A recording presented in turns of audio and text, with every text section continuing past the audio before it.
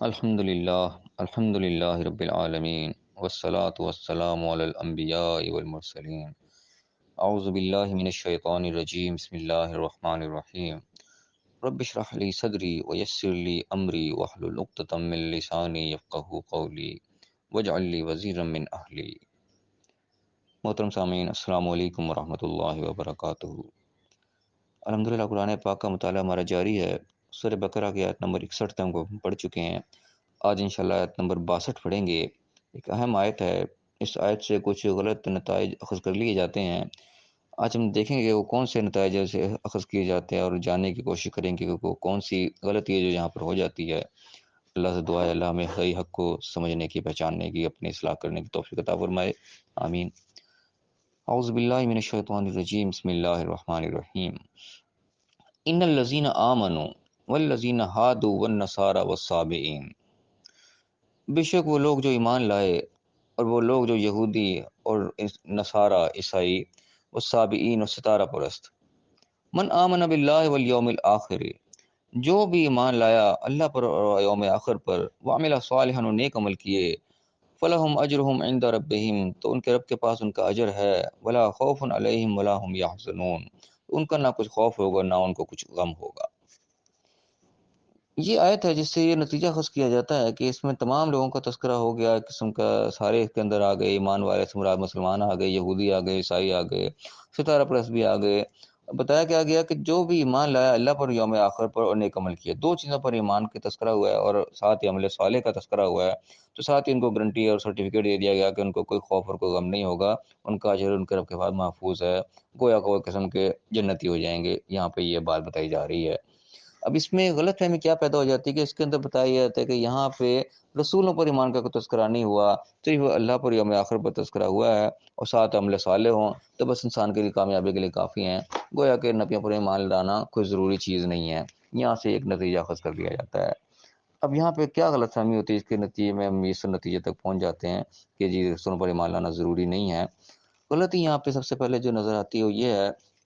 کہ یہ چیز آپ ایک نظر انداز ہو جاتی ہے کہ یہاں پہ صرف رسولوں پر ایمان جو ہے وہ حذف نہیں ہوا، بلکہ یہاں پہ فرشتوں کے ایمان کا بھی کوئی تذکرہ نہیں ہے، کتابوں پر بھی ایمان کا کوئی تذکرہ نہیں ہے، بس اللہ اور آخرت کا تذکرہ ہے۔ جبکہ ایک دوسرے مقام پر ہم دیکھتے ہیں سورہ بقرہ کی آخری آیات ہیں، وہاں پہ آتا ہے کہ کل آمن باللہ وملائکتہ وکتبہ ورسلہ لا نفرق بین احد منہم، اس قسم کی آیت آتی ہے کہ وہاں پہ اللہ پر ایمان کا تذکرہ آ رہا ہے، اس کے فرشتوں پر ایمان کا تذکرہ ہے اور اس کے کتابوں پر اور رسولوں پر، وہاں ان سب چیزوں کا تذکرہ ہے، لیکن وہاں پہ یوم آخر کا تذکرہ نہیں ہے، وہاں پہ یوم آخر نہیں ہے، رسول فرشتے کتابیں یہ چیزیں ہیں، یہاں پہ رسول کتابیں فرشتے نہیں ہیں، یوم آخر کا تذکرہ ہے۔ ایک تو یہ چیز یہاں پہ دیکھنا چاہیے کہ خالی رسولوں پر ایمان غائب نہیں ہو، باقی چیزیں بھی غائب ہوگی۔ تو جب بھی ہم کسی آیت سے کوئی نتیجہ اخذ کرنے لگیں، وہ صرف ایک آیت سے دیکھ کر نتیجہ اخذ کیا جاتا ہے، بلکہ تمام جو قرآن پاک کے اندر جو اتنی آیات ہوتی ہیں اس ٹاپک سے متعلق، ان سب کو دیکھا جاتا ہے، پھر اس کے بعد کوئی نتیجہ اخذ کیا جاتا ہے، اس کی روشنی میں ایک جو ہے حتمی نتیجے تک پہنچا جاتا ہے۔ ورنہ پھر کیا ہوتا ہے کہ وہ قرآن کی ایک آیت دیکھ لیتی ہے، ولا تقربوا الصلاۃ، نماز کے قریب نہ جاؤ، بس اسی کو پڑھ لیا، بس لکھا ہوا نماز کے قریب نہ جاؤ لہٰذا نماز نہیں پڑھنی، وہ بھی اس قسم کے نتیجہ اخذ ہوتے ہیں جب تک کہ پوری بات کو نہ دیکھا جائے۔ تو قرآن کا ایک حصہ اٹھا لینا، ایک آیت اٹھا لینی اور اس سے کوئی نتیجہ اخذ کر لینا، یہ طریقہ کار بالکل بھی درست نہیں ہے۔ ایک تو پہلی غلطی یہاں پہ یہ ہوتی ہے۔ دوسری غلطی اس آیت کو سمجھنے میں یہ ہو رہی ہے کہ سب سے پہلے ہم دیکھیں کہ اللہ تعالیٰ نے جس کسی طریقے سے کیٹیگرائز کیا ہے، یہاں پہ الگ الگ کیا ہے، وہ کس طریقے سے کیا ہے۔ سب سے پہلے بات کیا گئی ان الذین آمنوا، بے شک جو لوگ ایمان لائے، حالانکہ ایمان کی بات ابھی آگے آنی ہے کہ ایمان اللہ پہ لانا، یوم آخر پہ لانا ہے، لیکن پہلے شروعات اس چیز سے کی گئی ان الذین آمنوا کہہ کے بات کی کہ جو ایمان والے ہیں، پھر والذین ہادوا والنصارى کہا گیا۔ تو ایمان والوں سے مراد یہاں کون لی جا رہی ہے؟ جو کہ آخری نبی کو ماننے والے، جو آخری پر بھی ایمان لے آئے ہیں، مسلمان، یعنی کہ اس سے مراد لی جا رہی ہے کہ بے شک مسلمان کو ایک کیٹیگری بنائی۔ ایک بار والذین ہادوا، جو یہودی، یہودی کس کو کہا جاتا ہے؟ جو موسیٰ علیہ السلام کو ماننے والے ہیں ان کو یہودی کہا جاتا ہے۔ آپ صلی اللہ علیہ وسلم کے ماننے والے کو یا الذین آمنوا کہا گیا، اور یہودیوں کے موسیٰ علیہ السلام کے ماننے والوں کو ہادو کہہ دیا گیا۔ والنصارى، تیسری کیٹیگری نصارہ، وہ کن کو کہا گیا؟ جو عیسیٰ علیہ السلام کے ماننے والے، لیکن نسبتیں آلریڈی نبیوں کے ساتھ ہو رہی ہیں جن کے ساتھ کیٹیگری کیا جا رہا ہے۔ وہ صابئین، صابئین کون ہیں؟ علماء یعنی کہ اس کی تفسیر بیان کرتے ہیں کہ صحابین اصل میں وہ لوگ تھے، ستارہ پرست عام طور پہ لکھا ملتا ہے، لیکن یہ وہ تھے جو ابراہیم علیہ السلام کے ماننے والے تھے، اپنے آپ کو ابراہیم علیہ السلام کے ساتھ نسبت جوڑتے ہیں کہ ہم ابراہیمی دین پر قائم ہیں، اپنے آپ کو عیسائی بھی نہیں کہتے تھے، یہودی بھی نہیں کہتے تھے، وہ کہتے ہیں ہم دین ابراہیمی پر قائم ہیں، لیکن ان کے اندر کچھ ایسی خرافات آ گئے تھے، گویا کہ ان کو ستارہ پرست کیوں کہا گیا، وہ ایسے تھے کہ وہ ستاروں کے اوپر بہت زیادہ یقین رکھنے لگ گئے تھے، انہیں کی شاید کوئی باقیات ہمارے اندر یہ نجومی تو ٹائپ بھی موجود ہیں، آج کل بھی جو موجود ہیں شاید یہ ہو سکتا ہے بھی نہیں کوئی باقیات ہوں، یعنی کہ ان کا ستاروں پہ کوئی ایسا ایمان ہو گیا تھا، اپنی ساری چیزوں ستاروں کے ساتھ ہی حساب کتاب لگانے لگ گئے تھے کہ ستارے یوں ہو تو یوں ہو جائے گا، یوں ہو تو یوں ہو جائے گا، گویا کہ اپنا نفع نقصان کا مالک انہوں نے ستاروں کو سمجھ لیا تھا، ہر چیز انہوں نے ستاروں کے ساتھ جوڑ لی تھی، تو ان کو ایک قسم کا ستارہ پرست کہا گیا، گویا کہ یہ تو ستاروں کی پوجا کرنے والوں نے ستاروں کو اپنا خدا سمجھ لیا ہے، لیکن وہ حقیقی طور پہ اپنے آپ کو ابراہیمی کہا کرتے تھے، وہ صابین تھے، یعنی کہ یہ جو کیٹیگرائز یہاں پہ کر رہا ہے، ان کیٹیگری کے اندر ہی پتہ لگ رہا ہے کہ رسولوں پر ایمان اس کے اندر انڈرسٹوڈ ہے، آپ صلی کے ماننے والوں کو ایمان والا کہا جا رہا ہے، اور عیسیٰ علیہ السلام کے ماننے والوں کو نصارہ کہا جا رہا ہے، اور موسیٰ علیہ السلام کے ماننے والوں کو خادو کہا جا رہا ہے، اور دوسرے ابراہیم علیہ السلام کو نسبت کر رہے ہیں ان کو صابین کہا جا رہا ہے، تو رسولوں پر ایمان تو یہاں پہ انڈرسٹوڈ نظر آ رہا ہے، ایک یہاں پہ یہ چیز اگنور کر دی جاتی ہے کہ یہاں پہ جو کیٹیگرائز کی گئی ہے وہ ہے ہی نبیوں کے حساب سے، رسولوں کے حساب سے ہی ہے، اور دوسری ایک چیز پھر جہاں پہ جو نظر انداز ہو جاتی ہے وہ پھر یہ چیز ہے کہ اللہ پر ایمان اور یوم الآخر پر ایمان، یہ ایمان کو سمجھنے میں پھر تھوڑی سی یہاں پہ غلطی ہوتی ہے کہ اللہ پر ایمان سے مطلب کیا ہے، یہاں پہ یوم الآخر کی بات ہے وہ تو ٹھیک ہے، آخرت ہے جی، وہ آخرت کا دن آنا ہے وہ کافی ہے، بات اتنی کافی ہے، لیکن جہاں پہ ایمان اللہ کی بات آ جاتی ہے نا، ایمان باللہ کی، وہاں پہ صرف اللہ کو مان لینا چاہے وہ کافی نہیں ہوتا، یہ بات ہم ذہن میں رکھیں، یہاں پہ جتنے بھی یہاں پہ تذکرہ ہوا ہے کیٹیگریز کا، اب ان میں سے کون ہے جو اللہ کو نہیں مانتا، یعنی کہ اللہ کے ماننے کی جو بات ہو رہی ہے، اس سے پہلے جو کیٹیگریاں رکھی گئی ہیں وہ سارے کے سارے اللہ کو ماننے والے ہیں، ایمان والے جو مسلمان ہیں وہ بھی اللہ کو مانتے ہیں، یہودی ہیں وہ بھی اللہ کو مانتے ہیں، جو عیسائی ہیں وہ بھی اللہ کو مانتے ہیں، جو ابراہیم علیہ السلام کو نسبت کر رہے ہیں وہ بھی اللہ کو ماننے والے ہیں، سارے اللہ کو ماننے والے ہیں، بلکہ جو مشرکین بھی جو سارے جو قرآن میں جن کو مشرکین کہا گیا، جن پہ جنت و حرام کہہ دی گئی، جن کے سارے اعمال برباد کر دیے گئے، سب جو بھی ہیں جن کو مشرکین کہا گیا، وہ بھی اللہ کو مانتے تھے، مشرکین تو اللہ کو تو مشرکین بھی مانتے تھے، اللہ تعالیٰ بتاتا نہیں کہ جب یہ کشتی میں بیٹھے ہوتے تھے چاروں طرف سے موجیں آ جاتی تھی، اس وقت خالص اللہ کو پکارنے لگ جاتے تھے، لیکن جب سے اللہ تعالیٰ ان کو پار نکال دیتا تھا پھر یہ اوروں کو اپنے شریک ٹھہرانا شروع کر دیتے تھے، تو پتہ لگ رہا ہے وہ بھی اللہ کو ماننے والے ہیں، بلکہ آج کل کے ہم دیکھ لیں سب سے بڑے بت پرست جو ہندوؤں کو ہم دیکھ لیں، جو کہ گائے کی پوجا کرنے والے، بندروں کی پتہ نہیں کس کس کو اپنا خدا کہنے والے، اللہ کو تو وہ بھی مانتے ہیں، وہ اس کو چاہے ایشور کہہ دیں، چاہے اس کو کوئی اور بھگوان کہہ دیں، کوئی بھی نام لے دیں، لیکن وہ ایک حقیقت کو تو وہ بھی مانتے ہیں، اللہ کو مانتے ہیں، اللہ ہے، تو اللہ کا انکار تو ان میں کوئی بھی نہیں ہے، ایمان باللہ سے مراد خالی یہ نہیں کہ اللہ کو مان لینا، اللہ کو مان لینا ایمان باللہ جو ہے وہ مکمل ہی نہیں ہوتا، اب اس چیز کو ہم دیکھتے ہیں کہ ایمان باللہ اصل میں کیا ہے، ایمان کو ہم پہچاننے کی کوشش کرتے ہیں کہ ایمان اصل میں ہوتا کیا ہے، اس کو ہم ایک دنیاوی مثال سامنے رکھیں گے، اور کے ساتھ ساتھ ہم کمپیئر کریں گے قرآن کے مطابق کہ کیسے اللہ تعالیٰ ایمان کو کس طریقے سے ڈیفائن کر رہا ہے، اس کو ہم سمجھنے کی کوشش کرتے ہیں کہ ایمان اصل میں ہوتا کیا ہے، اس کی مثال ہم یوں سمجھ لیں کہ جیسے ایک گھر کا بڑا جو سربراہ ایک باپ ہوتا ہے، باپ جب دنیا سے چلا جاتا ہے تو اس کی جگہ پہ ایک بڑا بھائی جو ہے اس کو سربراہ مان لیا جاتا ہے کہ اس سے گھر کا سربراہ یہ ہے، اس کا آرڈر گھر کے اوپر چلے گا، اب مثال کے طور پر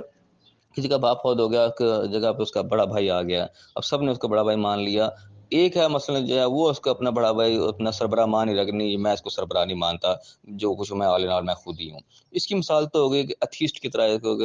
خدا کا انکار کرتا خدا ہے ہی کوئی نہیں، جو کچھ ہے وہ خود ہی ہے، یہ مثال ہو گئی اس بندے کی جس نے اس کو بڑا مانا ہی نہیں، سکتا کہ بڑا بھائی کوئی چیز نہیں ہے، میں اس کو اپنا گھر کا بڑا نہیں مانتا، یہ تو ہو گیا کہ اس کا کوئی ایمان نہیں ہے، یہ تو ہو گیا ایمان سے خارج، یہ تو کافر ہو گیا سیدھا سیدھا، اب اس سے ایک اپر کیٹیگری آ جاتی ہے، وہ کہتے ہیں جی ٹھیک ہے جی ہاں بڑا بھائی جو ہے میرا یہ ہمارے گھر کا سربراہ ہے، میں بھی اس کو مانتا ہوں، جیسے اس کا آرڈر چلے گا، اس کی مثال اس طرح ہوگی جس نے اللہ کو مان لیا کہ ہاں جی اللہ کوئی ہے، کوئی سپریم بینگ کہہ لے اس کو، کوئی ایشور کہہ لے، کوئی گاڈ کہہ لے، کوئی اللہ کہہ لے، کوئی بھی نام رکھ لے، لیکن اس کو مان لیا اس نے کہ ہاں جی کوئی ایک طاقت ہے، ایک خدا ہے، ضرور خدا کا تصور آ گیا، گویا کہ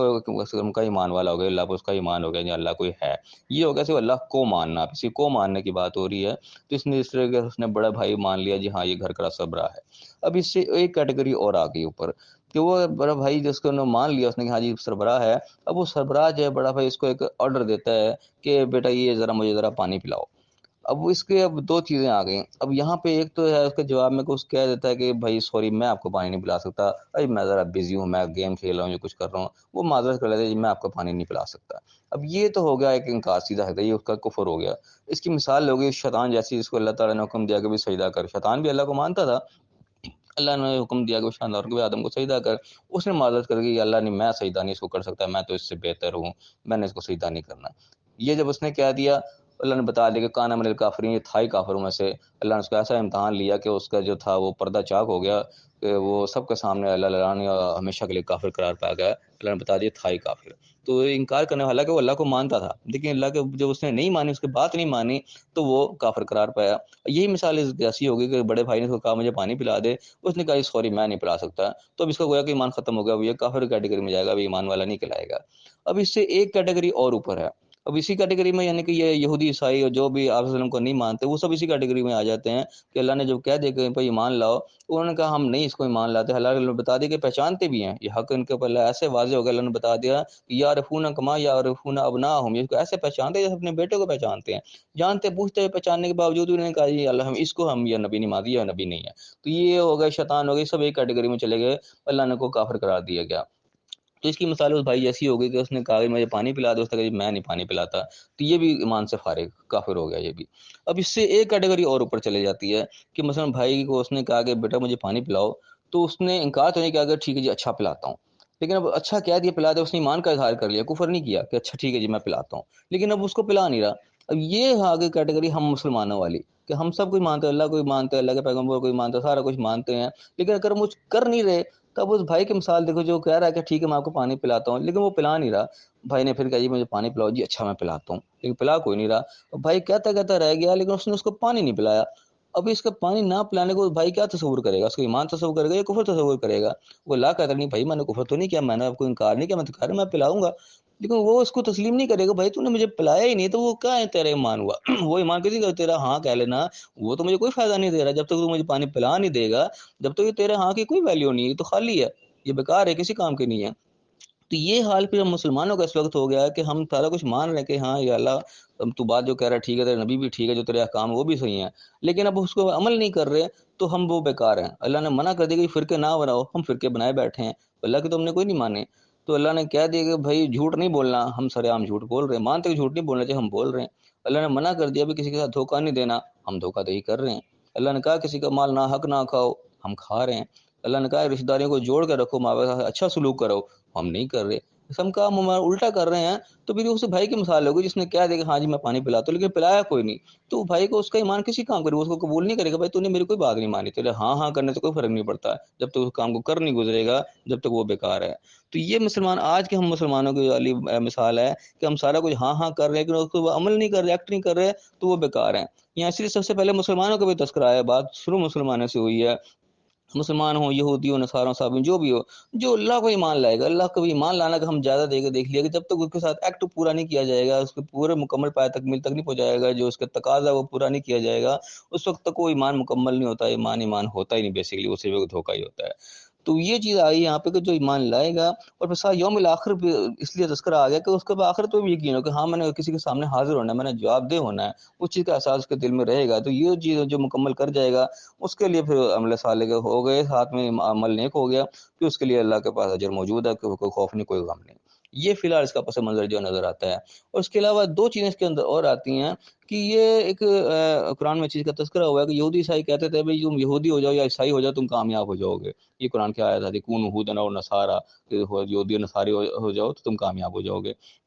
ایک اس چیز کا انکار کر ان کو بتایا گیا کہ یہ اللہ کا معیار نہیں یہودی عیسائی ہو جانا، بلکہ اللہ کا معیار یہ ہے جو اللہ نے یہاں بیان کر دیا۔ اس کے بعد یہودی جیسے وہ اس سے ایک سٹیپ اور آگے ٹپتے ہیں، وہ کہتے ہیں بھائی نحن ابناء اللہ، ہم اللہ کے بیٹے ہیں، اور یہ باؤ ہم سے محبت کرتا ہے، وہ کہ بھائی یہودی ہیں جو سارے کا سارا اس کے حقدار ہیں، باقی سب وہ تو بیکار ہیں، کسی کام کے نہیں ہیں، وہ بلکہ باقیوں کو تو انسان ہی نہیں سمجھتے، کہ وہ جنٹائل کہتے ہیں کہ تو بولنے والے جانور ہے، یہ تو سیرت سے ہے ہی نہیں، انسان ہی نہیں ہے یہ تو۔ اور یہی وجہ ہے کہ وہ کسی غیر یہودی کو یہودی بناتے بھی نہیں، وہ دین کی تبلیغ بھی نہیں کرتے، وہ کہتے ہیں یہ انسان ہی نہیں ہے، ان کو تبلیغ کرنے کا کیا فائدہ ہے، وہ ان کو جانے کے جانور سمجھتے ہیں، وہ انسان ہے نا، اب کسی گھوڑے گدھے کو جو مرضی کر لے وہ انسان نہیں بن سکتا، انسان تو وہی ہوگا جو انسان کا بچہ انسان ہوگا، کوئی اور تو انسان بن ہی نہیں سکتا۔ تو یہ یہودیوں کا بھی حال ہے، وہ کہتے ہیں یہودی جو ہوگا وہ نسلی یہودی ہوگا، بائی برتھ یہودی ہوگا، کوئی اور یہودی ہو ہی نہیں سکتا، وہ اس سے بھی یعنی کہ ایک کیٹیگری پڑ جاتا ہے، وہ اسی نسل کو ہی مانتے ہیں کہ ہم جو یہودی ہیں بس ہم ہی اللہ کے بیٹے ہیں اور ہم ہی جنت کے حقدار ہیں، باقی سب یہ فارغ ہیں، تو انسان ہی نہیں ہے، صرف یہ تو جانور ہیں۔ تو اللہ تعالیٰ نے ان تمام باطل چیزوں کا انکار کیا کہ اللہ کے نزدیک یہ کوئی رشتہ داری نہیں ہے، کوئی کنبہ قبیلہ جو ہے یہ کوئی کامیابی کی ضمانت نہیں ہے، کامیابی کی ضمانت یہ ہے وہ چاہے اپنے آپ کو یہودی کہہ رہا ہے، چاہے عیسائی کہہ رہا ہے، چاہے مومن کہہ رہا ہے، چاہے صحابی جو مرضی کہہ رہا ہے، جو اللہ پر ایمان جس کا کامل ہوگا اور یوم الآخر پر اس کا ایمان کامل ہوگا،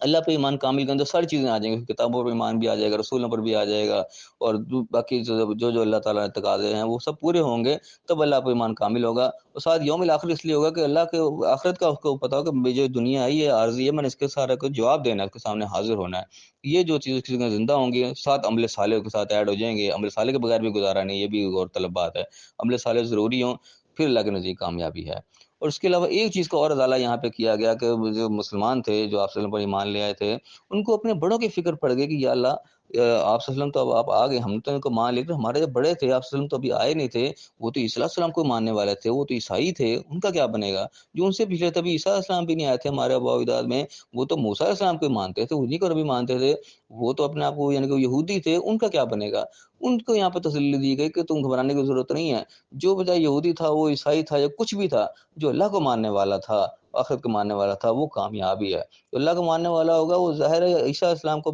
اللہ کو ماننے والا کبھی عیسیٰ کو اللہ کا بیٹا نہیں کہے گا، وہ عیسیٰ علیہ السلام کو اللہ کا پیغمبر ہی کہے گا، کیونکہ اللہ نے ان کو بیٹا نہیں کہا۔ اسی طرح جو یہودی جو اللہ پر ایمان لانے والا ہوگا، وہ عزیر علیہ السلام کو کبھی اللہ کا بیٹا نہیں کہے گا، وہ اللہ کے نبیوں کو نبی ہی کہے گا، وہ اللہ کی بات کو ماننے والا ہوگا، جو اللہ کا پیغام ہوگا وہی آگے دوسروں کو پہنچانے والا ہوگا۔ تو ان کو لیے گھبرانے کی ضرورت نہیں، جو اس نے اللہ کو مان لیا، اللہ پر ایمان جس کا کامل ہوا، یوم الآخر پر ایمان کامل ہوا، وہ کامیاب ہے جس نے نیک عمل کیے، تو اس کا اجر بھی محفوظ ہے، اور کوئی خوف کوئی غم نہیں ہوگا۔ تو یہ اصل میں اس آیت کا حقیقی مفہوم ہے جو میری نظر میں ہے، وہ میں نے بیان کیا۔ اس سے جو یہ نتیجہ اخذ کر لیا تھا نا کہ رسولوں پر ایمان لانا ضروری نہیں ہے، یہ بالکل ایک غلط عقیدہ، غلط سوچ ہے، وہ کم علمی کی وجہ ہے، پورے طریقے سے بات کو سمجھا نہیں گیا، اور اس سے غلط نتیجہ اخذ کر لیا گیا کہ رسولوں پر ایمان لاؤ نہ لاؤ، بس جو یہودی ہے وہ بھی کامیاب ہے، جو عیسائی وہ بھی کامیاب ہے، وہ اللہ کو مانتا ہو آخرت کو مانتا ہو تو کامیاب نہیں۔ اللہ کو مان لینا خالی کافی نہیں ہے، وہ ہم نے مثالوں سے دیکھ لیا کہ جس اللہ کو ماننے کے کچھ تقاضے ہیں، جب تک تقاضے پورے نہیں ہوں گے، وہ چاہے اپنے آپ کو مسلمان کہنے والا بھی ہوگا، وہ بھی اس کے لیے کامیابی کی کوئی ضمانت نہیں ہے، ان تقاضوں کو پورا کرنا ضروری ہے۔ اللہ تعالیٰ میں صحیح سمجھنے صحیح عمل کرنے کی توفیق عطا فرمائے، اور دنیا آخرت دونوں جگہ کامیاب فرمائے، آمین۔ وآخر دعوانا ان الحمد للہ رب العالمین۔